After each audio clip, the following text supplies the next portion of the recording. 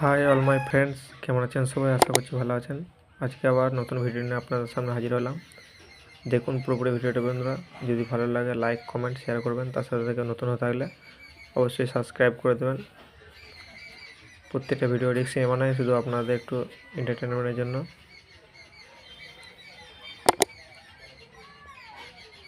আর এই ট্র্যাক্টরটি ঠেললাম, এই ট্র্যাক্টরটি 2140 কেজি ওজন।